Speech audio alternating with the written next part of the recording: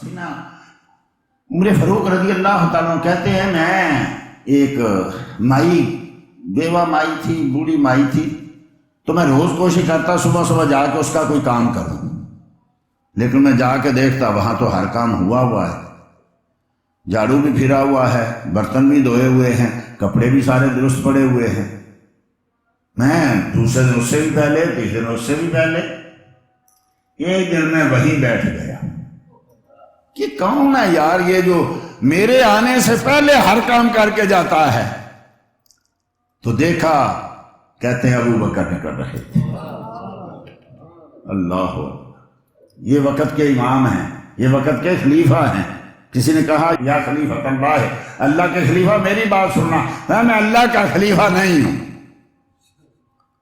میں مصطفیٰ کا خلیفہ ہوں اور اسی پہ راضی ہوں۔ مصطفیٰ کا غلام بننے، خلیفہ بننے پہ ہی راضی ہے۔ یاد رکھیے یہ امیر المومنین سیدنا ابو بکر صدیق کے دور میں نہیں کسی نے کہا، یہ سیدنا فاروق اعظم کے دور میں امیر المومنین لفظ چلا ہے، اس سے پہلے نہیں تھا۔ سیدنا عمر فاروق کو کسی نے کہا امیر المومنین، یہ بہت اچھا لگا۔ تو عمر فاروق رضی اللہ تعالیٰ عنہ نے جب خلیفہ بنے تو پہلا خطبہ جو دیا نا، تو آپ نے کہا دیکھو بھائی میں بھی تم میں سے ایک آدمی ہوں، تو جب تک میں جو اللہ نے کہا اور اللہ کے حبیب نے کہا اور کیا اور جو ابو بکر نے کہا اور کیا، اگر میں وہ کروں تو میرا ساتھ دینا، اور اگر وہ نہ کروں تو تم میں سے کمزور شخص بھی میرا گریبان پکڑ سکتا، میرا راستہ روک سکتا۔ 3 دن ہو گئے، روایتوں میں ہے کہ ایک دن ایک آدمی نے عمر فاروق کا راستہ روک لیا۔ کہا عمر تم نے یہ اعلان کیا تھا؟ کہا ہاں کیا تھا۔ کہا میں دیکھ رہا ہوں 3 دن ہو گئے تم وہ کام نہیں کر رہے جو ابو بکر نے نہیں کیا تھا۔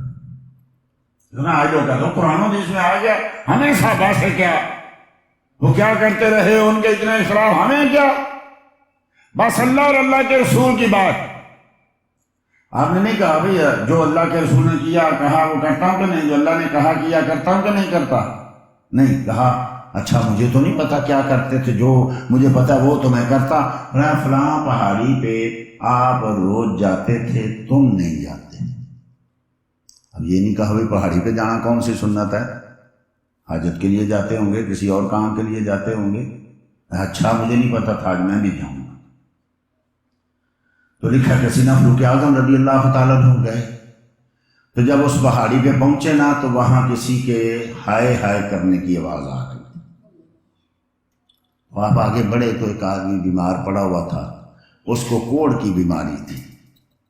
اب کوڑ کی بیماری ایسی ہوتی ہے، ہاتھ انگلیاں گر گئی تھی، آنکھیں چلی گئی تھی، دانت گر گئے تھے، ایسا کہ پتہ نہیں واللہ عالم بالصواب کس نے وہاں گھر والوں نے چھوڑ دیا، کیا کیا۔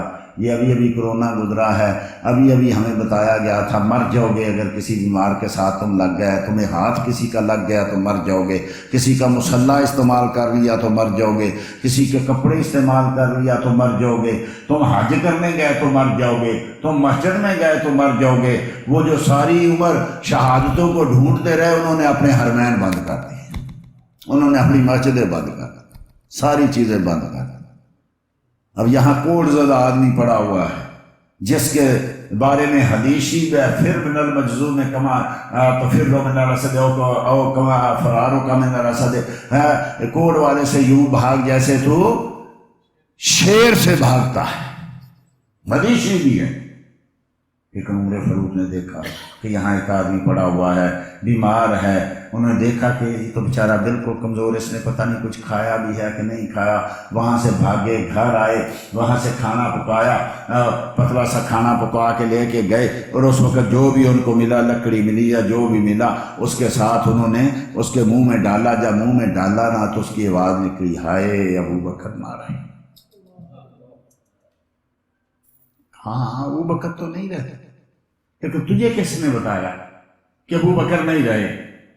تجھے کس نے آ کے خبر دی کہ ابو بکر نہیں رہے؟ کہا مجھے کسی نے خبر نہیں دی۔ کہا پھر تجھے کیسے پتا چلا؟ کہا آج جب آپ نے میرے منہ میں یہ چیز ڈالی تو یہ سخت تھی اور مجھے تکلیف ہوئی ہے۔ ابو بکر ایسا نہیں کرتے تھے، وہ کھانا اپنے منہ میں ڈالتے تھے، اس کو چباتے تھے، جب وہ کھانا بالکل نرم ہو جاتا تو پھر کبوتری کی طرح جیسے بچے کو چوگا دیتے ایسے میرے منہ کے ساتھ منہ لگا کے میرے منہ میں ڈالتے۔ اللہ، یہ ہے امت سے پیار۔ میرے کریم آقا نے کہا میری امت میں سب سے زیادہ میری امت میں رحم کرنے والا ابو بکر۔ یہ کوڑ والا ہے، اس کے منہ کے ساتھ منہ لگانا، یہ کہاں سے آئی سنتیں؟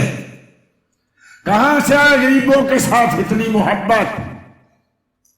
ان کو پتا تھا یہ مصطفیٰ کے غلام ہیں۔ کیوں جناب ابو ہریرہ کیسا تھا وہ جامع شیر جس سے 70 صاحبوں کا دودھ سے منہ بھر گیا، منہ سے منہ بھر گیا۔ ایک پیالہ دودھ اور سب کو پلایا، بیمار بھی ہوں گے، تندرست بھی ہوں گے، غریب بھی ہوں گے، امیر بھی ہوں گے، سب کو پلانے کے بعد مصطفیٰ نے خود کیا۔ آج لڑتے مرتے ہم سیاستدانوں کے لیے، قوم مر چلی ہے اور ان کو پتہ تک نہیں۔ مصطفیٰ اپنی زبان پہ بعد میں چیز رکھتے ہیں، پہلے گناہگار اور غریب امتیوں کو دیتے ہیں۔ فرمایا یہ سب سے زیادہ رحیم، سب سے زیادہ رحم کرنے والا میری امت میں میرا ابو بکر۔ دین کی بات پھیلانا صدقہ جاریہ ہے۔ ثواب کی نیت سے ویڈیو کو شیئر ضرور کیجیے۔ جزاک اللہ۔